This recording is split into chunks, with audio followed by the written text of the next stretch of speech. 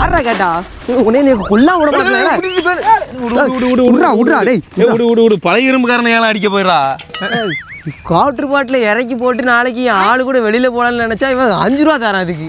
5 இப்போ உனக்கு என்ன, நாளைக்கு உன் ஆள் கூட போகணும், அதுக்கு கையில் காசு இல்லை, அவ்வளோதான். ஆள் இல்லை சைடில் வச்சுக்கிருக்கேன். சைடில் வச்சுட்டு இருக்கியா?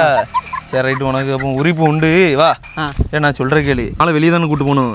நல்ல ஒரு ஐடியா சொல்கிறேன் சொல்லு. உங்கள் வீட்டில் வந்து கிழிஞ்ச பட்டை போடுவேன், பட்டு போடுவேன், அதெல்லாம் வச்சுருப்பாங்கல்ல, அதெல்லாம் எவ்வளோ இருக்கோ அதெல்லாம் போய் கலெக்ட் பண்ணிட்டு வா. போ இந்த போகிறேன். போ. மணி வேறு இவ்வளோ டைம் ஆகிட்டு போனவனா ஆளையும் காணும் வருவான்.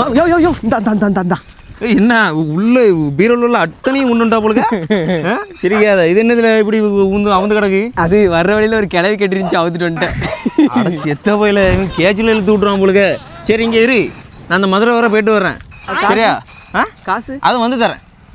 அப்படி நம்ம பழைய பட்டு புடவையை தூக்கிட்டு எங்கடா போறோம் தானே கேக்குறீங்க. ஆட வேற எங்கேயுமே இல்லைங்க, நம்ம மதுரையில இருக்கிற ஸ்ரீ காமாட்சி பட்டு சென்டருக்கு தாங்க போறோம். இவங்க பாத்தீங்கன்னா பழைய பட்டு புடவைக்கு காசு அள்ளி தருவாங்கப்பா. ஆனா இன்ஸ்டாகிராம்ல எல்லாம் நிறைய வீடியோ பாத்திருக்கேன், எங்க பார்த்தாலும் உங்க வீடியோ தான். உங்களை நம்பி தானே பழைய பட்டு புடவை கொண்டு வந்திருக்கோம், பார்த்து ரேட்டு போட்டுத்தாங்க அப்படின்னு சொல்லியாச்சுப்பா. அண்ணனும் சரி உங்களுக்கு பயங்கரமாவே போட்டு தரேன்னு சொல்லிட்டாங்க. உடனே கொண்டு வந்த பட்டு புடவையெல்லாம் அண்ணன் கிருட்டு கல் எடுத்து தேக்க ஆரம்பிச்சிட்டாங்கப்பா. எதுக்குன்னு பாத்தீங்கன்னா அந்த வெள்ளை கலர்ல இருக்குல்ல, இதான் வந்து வெள்ளி சேரிகை பட்டு புடவை. அந்த வெள்ளி சேரிகை பட்டு புடவை மட்டும் தான் எடுப்பாங்க. இப்ப தேய்க்கிறாங்க பாத்தீங்களா, அந்த செம்பு கலந்ததெல்லாம் எடுக்க மாட்டாங்க.